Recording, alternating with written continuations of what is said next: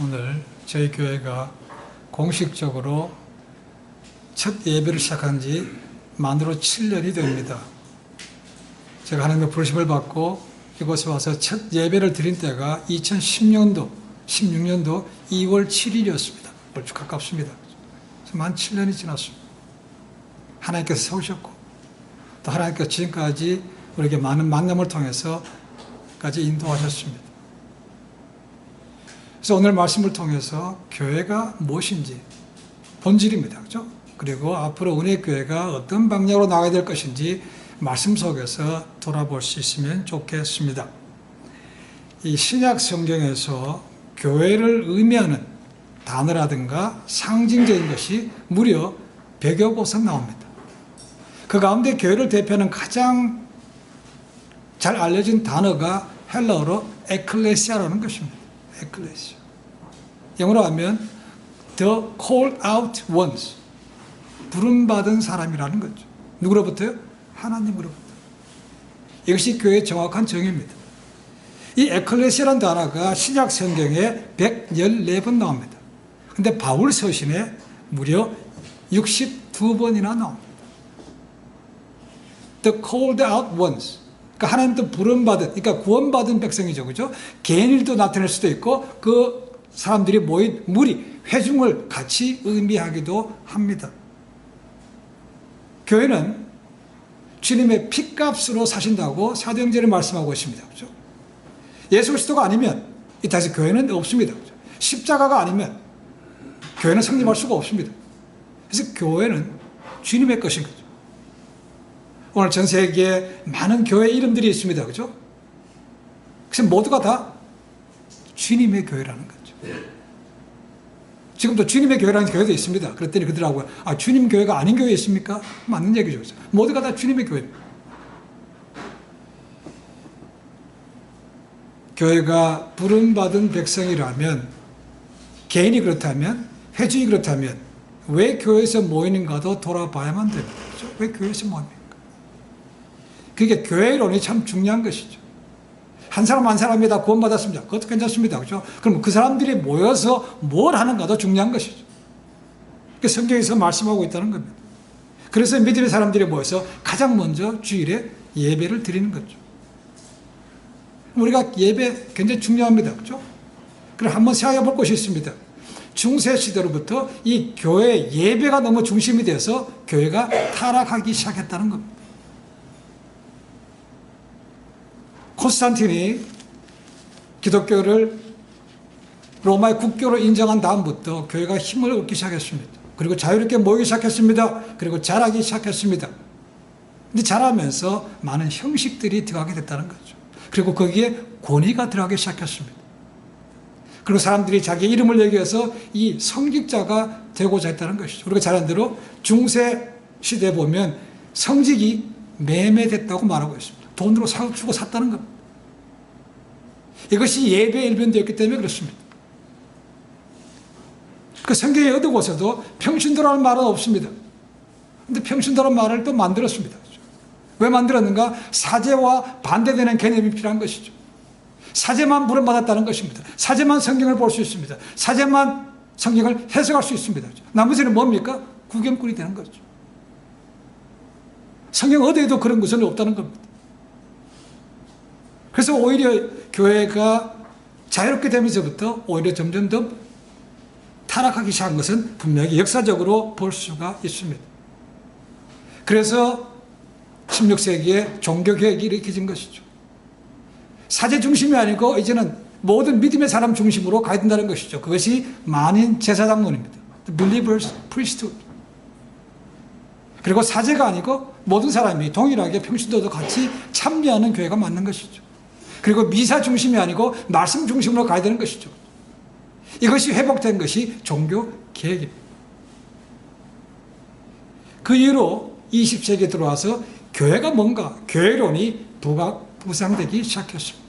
많은 교회론에 대한 논문들이 쏟아져 나왔습니다. 지금도 교회에 대한 그런 모임들이 많이 있습니다. 1년에 몇 차례 있습니다. 그렇죠? 전 세계적으로 모이기도 합니다. 자, 오늘 본문 속에서 그러면 교회가 정확히 뭡니까? 교회가 정의가 뭡니까? 오늘 고린도전서와 에베소를 통해서 저희가 알 수 있습니다. 첫 번째로 보면 교회는 선택받은 사람들의 모임이라는 것이죠. 고린도서 1장 2절에 나와 있습니다. 다시 한번 읽어봅니다. 고린도에 있는 하나님의 교회 곧 그리스도 예수 안에서 거룩하여지고 성도라 부르심을 입은 자들과 또 각처에서 우리의 주 곧 저희와 우리의 주 되신 예수 그리스도의 이름을 부르는 모든 자들에게라고 되어 있습니다. 이 안에 보면 교회의 세 가지 특성을 또 볼 수가 있습니다. 바울은 고린도 교회라고 부르지 않습니다. 뭐라고 했습니까? 하나님의 교회라고 부르고 있다는 겁니다. 하나님의 교회. 그래서 하나님을 중심으로 모이는 개인도 맞지만 회중이라는 겁니다. congregation. 그 다음 두 번째는 뭐냐면 일정한 장소에서 시간에 모여서 주어진 목적을 담당하는 신앙 공동체라는 것입니다. 고린도에 모였다. 고린도 교회에 모였다. 하나님 교회에 모였다는 것이죠. 그리고 이것은 전 세계에 총망라하는 전 우주적인 공동체라는 것입니다. 그러니까 전 세계 어딜 가든지 간에 주님의 교회 가면 우리는 다 브라더 앤 시스터가 되는 것이죠. 여기만 교회가 아닙니다. 그죠? 전 세계 흩어진 모든 교회가 다 하나님의 주님의 교회 되는 것이죠. 이 개념이 여기 안에 들어있습니다. 그래서 하나님의 교회, 주님의 교회라는 개념이 훨씬 더 맞는 것이죠. 두 번째로 보시면 교회의 머리는 예수 그리스도다라는 것을 볼 수 있습니다. 에베소서 1장 22절에 나옵니다. 그죠? 하나님께서 예수 그리스도를 교회의 머리로 주셨다라고 선언하고 있습니다. 다르게 표현하면 교회의 주인이 누구라고요? 예수님이라는 거죠. 그분으로 인해서 시작됐기 때문에 당연히 교회의 주인은 예수님이 맞는 것입니다. 그렇죠? 그런데 이 성경에 이렇게 분명하게 하나님께서 예수님께 교회의 머리를 줬다고 되어 있는데 불구하고 자기가 교회 주인이라고 착각하는 사람들이 상당히 많습니다. 누굽니까? 교회 창립 멤버들이죠. 내가 시작할 때부터 있었고 내가 교회를 세웠다는 겁니다. 그래서 교회의 주인이 납니다. 물론 봉사도 많이 했습니다. 많이 섬겼고 많은 예물도 드렸습니다. 그렇죠? 그렇다고 해서 그것이 자기의 교회가 되는 것은 아니죠. 그렇게 열심히 했던 사람들로 인해서 오히려 교회가 분열되는 근원이 되고 있는 것은 우리가 볼 수 있습니다. 펜실바니아주에 가면 피츠버그라는 잘 알려진 도시가 있습니다. 그 도시에는 전 세계 3대 부호가죠. 세 부호가 그곳에서 배출됐다고 말합니다. 강철왕 카네기, 그리고 부동산 가운데 멜론이라는 것이 멜론. 그 다음에 우리 마요네즈, 케첩 이런 거 하는 하인츠가 있습니다. 이 세 가문이 피츠버그에서 나왔습니다. 이 사람들은 비즈니스로 성공을 해서 자기 도시에다가 곳곳에다가 많은 건물을 지어서 도네이션 했습니다. 극장, 박물관, 도서실, 학교, 그 다음에 교회도 마찬가지입니다. 대표적으로 할 수 있는 것이 바로 하인츠 기념 예배당이라는 것입니다. 저는 가보지는 않았습니다만은 이 하인츠 기념 예배당이 피츠버그 대학 안에 있다고 말합니다. 굉장히 아름답게졌다고 얘기합니다. 근데 거기를 갔다 온 사람들은 이구동성으로 이렇게 말합니다. 교회 안에서 예수 그리스도를 찾아볼 수가 없고 교회 안에서 오직 보이는 것이라고는 하인츠와 그의 가족들의 이름과 흔적뿐이다 라고 얘기합니다. 이것뿐만이 아닙니다. 캘리포니아의 팔로알토에 가면 유명한 대학교가 하나 있습니다.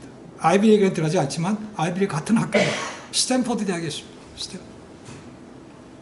스탠포드 대학을 세운 사람이 릴랜드 스탠포드입니다. 근데 그 사람이 죽고 안에 있던 제인이 가에다가 큰 교회를 지었습니다. 그 교회를 지탱하고 있는 것이 6기둥이 있습니다. 근데 그 기둥이 그 가족의 이름을 기념하는 기념비가 됐다는 거죠. 남편과 아들과 그리고 시아버지, 시어머니 그리고 자기 어머니, 자기 아버지 6명의 기념대를 세워놨다는 것입니다. 마찬가지로 이것도 스탠포드 대학교 그 교회도 스탠포드가의 사당인 것이지 주님의 교회라고는 볼 수가 없다는 것. 원할 때 마찬가지입니다. 교회 보십시오. 좀 크게 만들어 놓으면 그 교회 주인이 누굽니까? 그 목사예요. 물론 그 교회를 키울 때까지 많은 노력을 했을 것입니다. 눈물을 흘렸고 기도가 있었습니다. 그렇죠? 헌신했습니다. 그러나 어느 정도 이루고 보니까 남한테 못 주는 거죠. 자기가 주인이기 때문에 자기 아들한테 세습하는 문제가 생기는 것이죠. 성경 분명히 얘기합니다. 교회의 주인은 주님이라는 것. 누가 뭘 했든지 간에 그들은 쓰임받은 도구였지 그들이 결코 주인이 될 수가 없다는 겁니다. 제가 신학교에 있으면서 안타까운 것은 교회를 통해서 장사하는 사람도 있다는 겁니다. 특히 미국에서 교회하는 겁니다. 한국 사람들이 많이 보이는 것이죠. 교회는 크지 않습니다. 그러다 보니까 돈이 필요한 것이죠. 그래서 교회 청백할 때 장사를 하는 것이죠. 영주권 줄 테니까 얼마 내라 이런 식으로. 그렇게 부른 사람도 마찬가지고 그걸 알면서도 가는 사람도 마찬가지인 것이죠. 이게 교회가 썩었다는 겁니다. 그런 의미에서 하나님의 교회를 어떻게 사고 팔 수 있습니까? 라는 거죠. 그건 하나님의 교회가 아닌 거죠. 자기 개인 사람의 교회로 여기니까 그렇게 할 수 있는 것입니다. 교회를 자신의 이익의 도구로 삼는 사람들, 그리고 교회를 자기 뜻대로 좌지우지하려고 하는 사람들, 그리고 교회만 오면 목에 힘주는 사람들, 그리고 교회가 오면 자기 자랑만 하는 사람들, 이런 사람들은 다 교회 주인이 누군지 모르는 겁니다. 그런 사람들 하나님 앞에 가면 칭찬받을 것이 있겠습니까? 없죠. 하나님의 영광을 가렸기 때문에 어떻게 할지 모르겠습니다. 성경에 보니까 이와 반대되는 사람이 있습니다. 그렇죠? 그리고 저는 바나바입니다. 사도행전에 나옵니다. 그렇죠? 바나바는 그 자랑스러운 이스라엘의 레위 지파 가문입니다. 근데 돈도 많았는지 성경 말씀 보시면 그가 자기 땅을 팔아서 교회에 내놨다고 말하고 있습니다. 근데 그 사람은 교회에 직분도 없어요. 근데 자랑하지도 않았다는 겁니다. 그러니까 칭찬이 자자했죠. 그렇죠? 위로자, 권위자라는 것이 그의 별명이 그렇게 붙었습니다. 그 바나바를 닮고 싶어서 욕심을 부렸다가 죽은 사람 얘기가 나오죠. 그죠? 사도행전 5장에 나옵니다. 그것이 아나니아와 삽비라 사건입니다. 그처럼 대보고자 했다가 하나님 앞에 드립니다 하고 했다가 떼먹은 죠. 그래서 우리 때 그것 때문에 죽었습니다. 그런데 그 사람의 비록 직분은 없지만 교회가 중요한 일에 그를 불러서 썼다는 겁니다. 사울이 바울이 된 것은 결정적으로 이 바나바가 있었다는 겁니다. 안디옥 교회 가서 사역 보니까 하나님 역사가 있다는 것이죠. 근데 혼자서는 감당을 못합니다. 그래서 바나바가 생각한 사람이 사울이었습니다. 그래서 사울의 고향인 타르수스 다소까지 가서 일일이 집을 찾아다니면서 혹시 이곳에 사울이 삽니까? 그래서 찾아가서 불러서 같이 동역하게 됐습니다. 그렇죠? 그래서 안디옥 교회에서 그를 두 사람 최초로 선교사로 파송하게 됩니다. 그래서 바나바, 사울을 불러낸 사람, 전면으로 이끈 사람이 바로 이 바나바라는 것입니다. 이런 사람이 성경에서 말하고 있는 몸된 주님을 머리로 모신 사람이라고 볼 수 있습니다. 사도행전 20장 29절 30절 말씀 보시면 바울이 다시 3차 전도를 마치고 예루살렘으로 들어갑니다.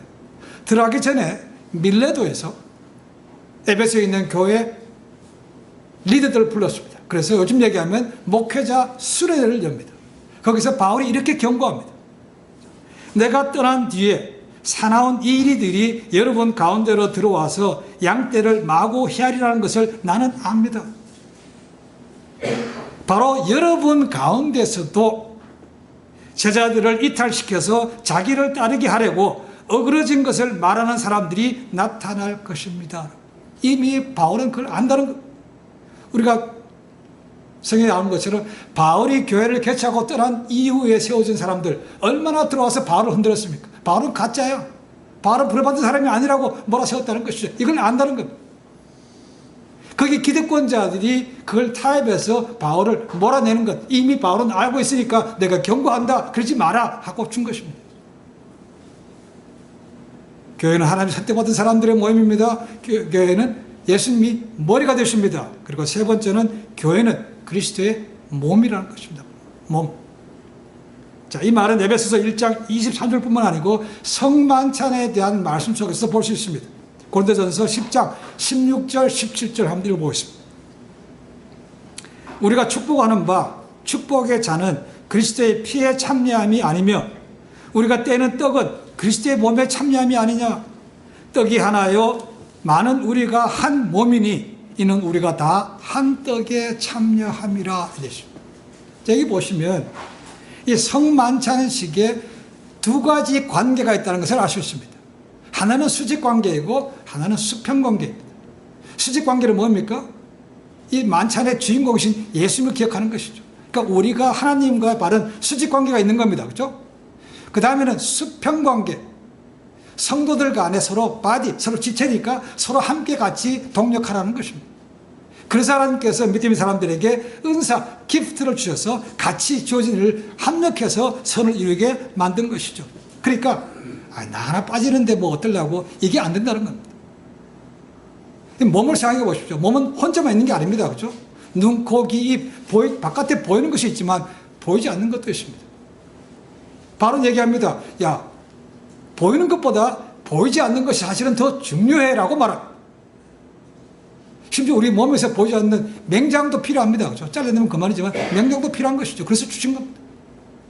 어느 것 하나 필요하지 않는 것이 없다는 것입니다. 저 사람 왜 이래? 저 사람 우리 교회에 필요 없는데, 그럴 수가 없다는 겁니다. 필요하기 때문에 각 몸의 지체로 불러주셨다는 겁니다. 그래서 이 사람은 이런 역할이 있고 저 사람은 저런 역할이 있는 것이죠. 다양합니다. 그렇죠? 다양해야 많은 일들을 할 수 있는 겁니다. 똑같은 사람 모이면 똑같은 일밖에 못합니다. 그렇죠?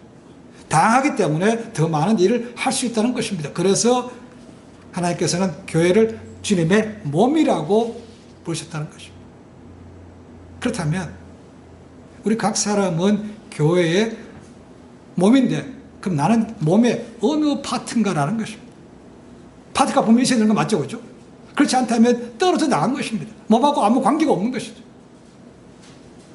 뭔가는 자기가 펑션을 할 수 있어야 그 몸에 붙어 있게 되는 것이죠. 그래야 건강한 교회입니다. 여러분, WHO 세계보건기구에서 건강을 뭐라고 정의하는가 하면요, 모든 지체가 서로 조화를 이루는 것이 건강하다고 얘기합니다. 하모니입니다. 하모니. 이 몸, 건강, 오케스트라 기억하시면 됩니다. 오케스트라에 많은 악기들이 있습니다. 그렇죠?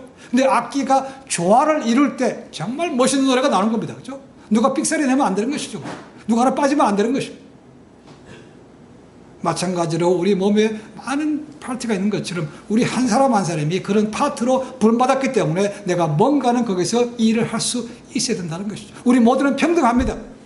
그러나 펑션 때문에 우리에게 다른 직분을 맡은 것밖에 없는 것이죠.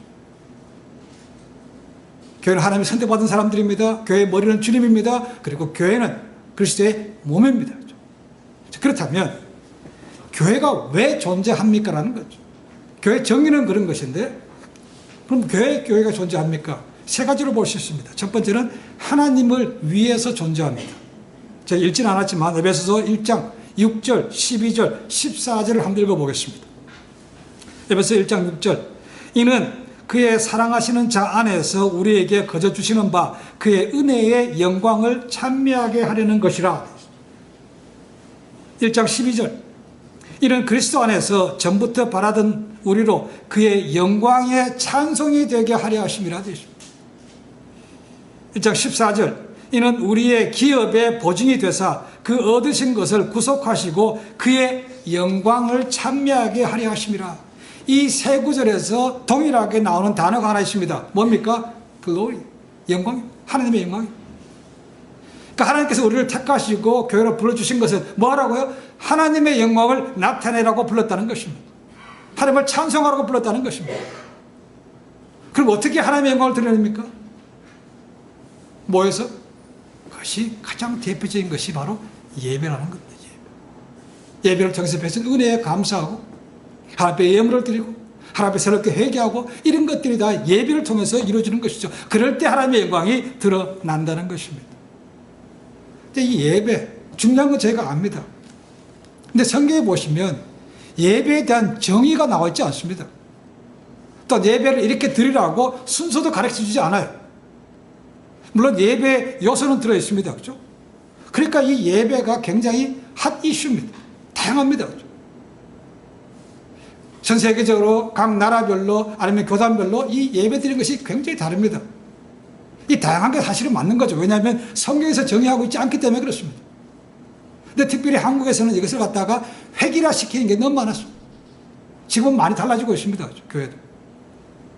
그럼 혹시 그런 경험인지 모르겠습니다. 교회 가면 미리 가서 기도하고 있는데 갑자기 땡 소리가 깜짝 놀래요. 종 안 치면 예배 드리는지 모릅니까? 종 치는 거. 목도로 시작해야 되고, 사도신경도 해야 되고, 교동문도 해야 되고, 어디 그 교동문 하는 데가 없습니다. 그죠? 주기도만 하는 데 있지만 사도신경 하는 데는 없습니다. 그죠? 근데 그걸 해결하겠다는 것이죠. 그러니까 오랫동안 장로교에 있다가 미국에 온 사람들이 놀랍니다. 야, 이거 이단 아니야? 이거 그런 거 안 하면. 없습니다. 성경에 그렇게 하라고 되어 있습니까? 없어요. 예배 순서 말씀하고 있지 않다는 건. 어떤 데 가면 이 예배 주보에, 예배 순서에 이 헌금을 언제 드리는가, 이것도 문제입니다. 헌금을. 설교 전에 드려야 됩니까? 아니면 설교 후에 드려야 됩니까? 저는 설교 전에 드립니다. 설교 후에 드리던 사람도 이유가 있습니다. 말씀을 듣고 은혜가 되면 예배를 드린다는 거죠. 그러면 은혜 안 받으면 안 드리는 겁니까? 저는 그런 사람 보기는 봤습니다. 팔짱 끼고 있다가 설 끝나고 자기 마음에 안 들면 하나님의 예물을 안 드립니다. 이거 말이 안 되는 거죠. 미리 드리는 사람 맞죠? 그죠? 여기 온 것만 해도 주님 앞에 나와서 예배 드리는 것도 은혜 아니냐. 그러니까 먼저 드리는 것이 맞다는 것입니다. 여러분, 이 헌금 순서가 설교 전이냐 후에 따라서 교회가 갈라지는 것, 당회도 갈라집니다. 그리고 큰 교회 같은 경우에는 일일이 옆에서 헌금을 다 거둘지 못합니다. 시간이 너무 많이 걸리는 거죠. 그죠? 그래서 요즘은 교회 본당 들어오기 전에 입구에 이미 헌금함이 마련되어 있습니다. 거기 본인이 원하는 대로 넣으면 됩니다. 어떤 분들은 그것도 염려합니다. 그렇게 하면 헌금 안 내는 사람 많은데요. 그건 하나님이 하실 일이지. 그걸 갖다 사람이 인위적으로 해서 그걸 갖다 놓으면, 일일이 갖다 놓으면 할 수 없이 마지못해 내고, 이거는 바른 방법이 아닌 거죠. 그죠? 헌금은 그런 거 아닙니까? 자원해서 기쁨으로 드려진 게 맞는 것이지 억지로 내는 것은 아니라는 거죠.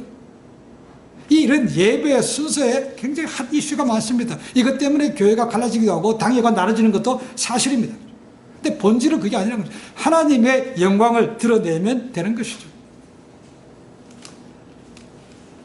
교회는 하나님의 영광을 존재합니다. 두 번째, 교회는 세상을 위해 존재합니다. 세상을 위해서.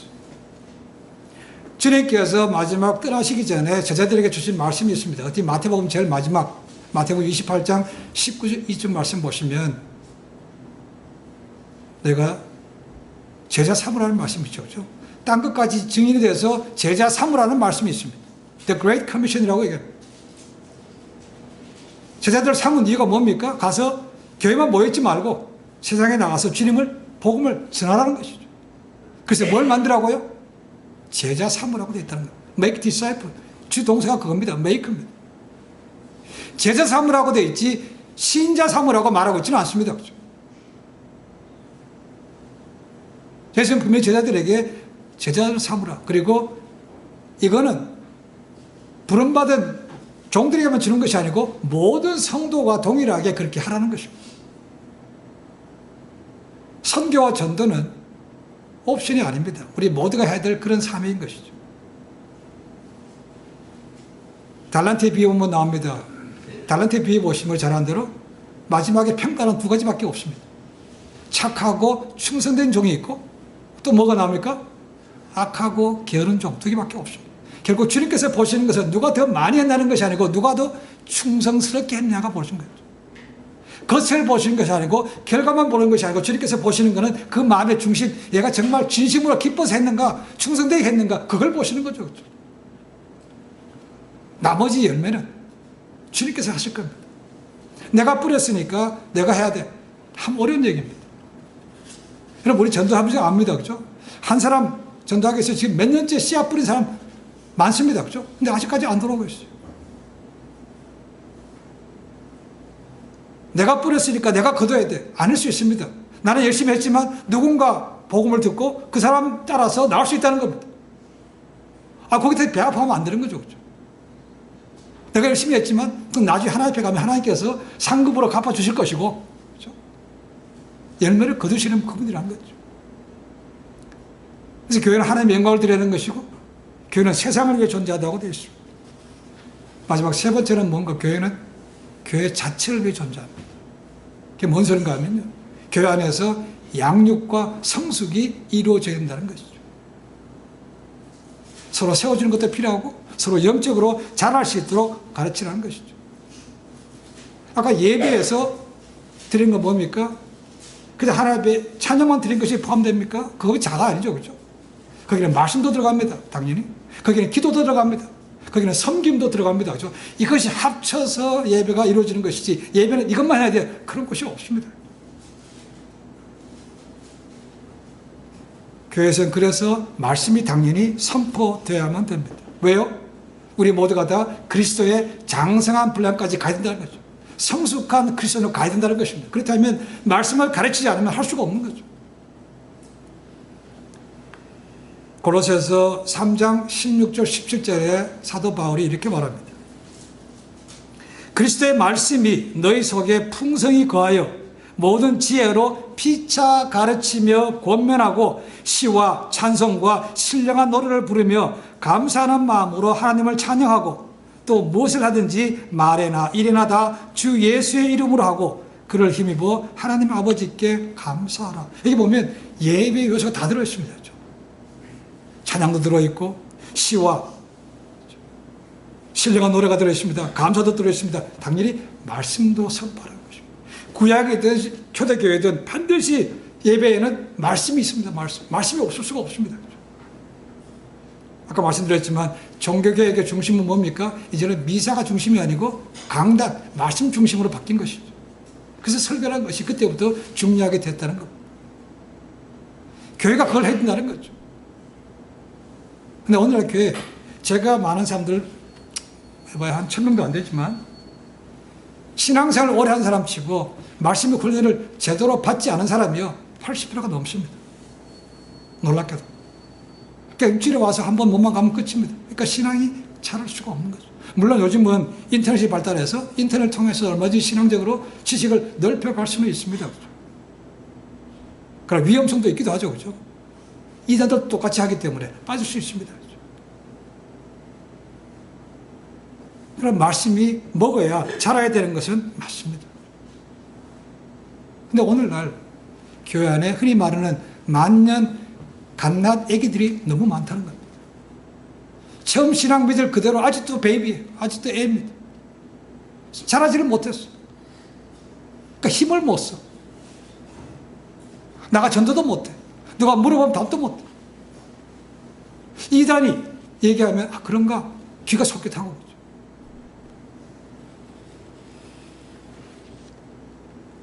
사도 요한은 요한서신을 보시면 믿음의 단계를 이렇게 구별합니다.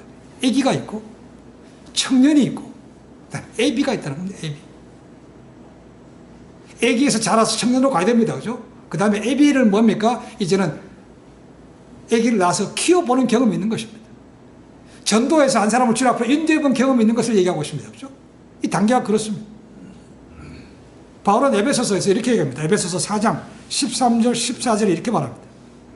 우리가 다 하나님의 아들을 믿는 것과 아는 일에 하나가 되어 온전한 사람을 이루어 그리스도의 장성한 분량이 충만한 데까지 이르리니 이는 우리가 이제부터 어린아이가 되지 아니하여 사람의 속임수와 간사한 유혹에 빠져 온갖 교훈의 풍조에 밀려 요동하지 않게 하려 함이라고 되어 있습니다.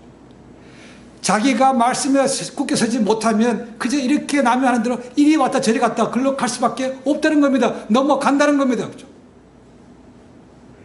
자기가 이 자리에 넘어가지 않기 위해서라도 말씀 위에 굳게 서라는 것입니다. 이것을 교회에서 말씀으로 양육하라는 겁니다.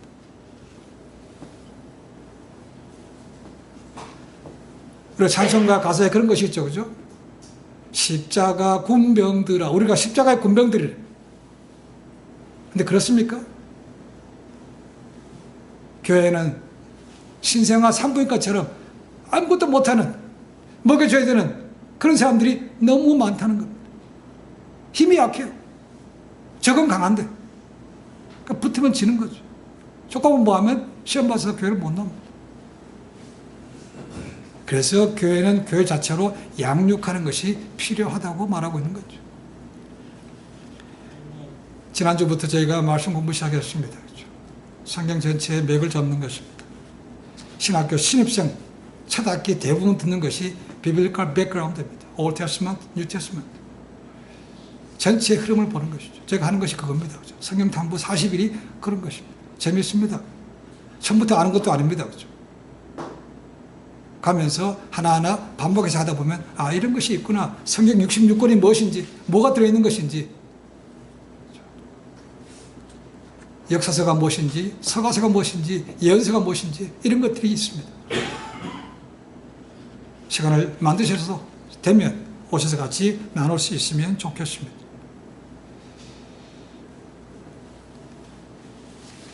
은혜교회를 돌아보면서 쭉 보니까 주보도 봤습니다. 주보도 제가 다 가지고 있습니다. 떠난 분들, 대충 뭐 직장을 떠났든 이사를 갔든 뭐 했든 간에 한 20명 가까이 되더라고요. 이 지역에 있는 분들도 있긴 하습니다. 한 3분 정도 있습니다. 만나고 헤어지는 것은 뭐 섭리지만 만남의 복이 참 중요하다고 얘기해집니다. 우리 인위적으로 만나라고 애쓰지만 그것이 끝까지 연결되지는 않은 경우도 굉장히 많습니다. 하나님의 역사가 돼야 이루어지는 것이죠. 그래서 기도하는 겁니다. 말씀을 보기 전에도 기도하는 것이고 세상에 나갈 때도 하나님 오늘 누구를 만나지니 간에 귀한 만남을 통해서 그들을 주님 앞으로 인도할 수 있게 하옵소서라는 기도가 필요한 것이 그겁니다. 그런 것이 하나님과 동행하는 것이라고 얘기해집니다. 뭘 하든지 간에 주님께서 함께 하시는 거죠. 우리 모두가 하나님의 선택을 받았죠. 이거 정말 특권입니다. 그리고 하나님의 교회, 몸된 교회, 하나님의 지체로 불러준 것도 은혜입니다. 저 사람 왜 와? 필요하다니까, 지체니까. 어디 분위기가 다릅니다. 그죠? 똑같지는 않습니다. 근데 필요하기 때문에 하나님께서 붙여주신 거라는 거죠. 그렇다면 서로를 귀하게 여길 수 되는 것이죠. 서로 같이 세워가고 서로를 조화가 이루는 것이 맞습니다. 그렇죠? 그럴 때 교회가 건강해집니다. 그렇죠? 지체들이 조화를 이루는 것이 건강해지는 겁니다. 여러분 건강하면요 몸은 자라게 되어 있습니다. 건강하지 않으니까 못 자라는 거죠. 은혜교회가 지금까지 온 것은 하나님의 은혜입니다. 제가 시작했지만 세우시는 분은 분명히 주님이라는 거죠. 왜요? 아직까지 부름받아야 될 영혼들이 있기 때문에 그런 것이죠. 7주년 기념 예배를 드리면서 이 은혜교회가 뭘 할 것인지 그리고 내가 몸의 지체로서 뭘 할 것인지 다시 한번 돌아보셔서 부름받은 은혜대로 주신 은사대로 잘 섬겨서 세상에서 그렇게 살면서 사람들을 주님 앞으로 인도할 수 있는 주님의 귀한 복음 전파자여 살아갈 수 있기를 주님으로 간절히 축원해 드립니다. 기도하겠습니다.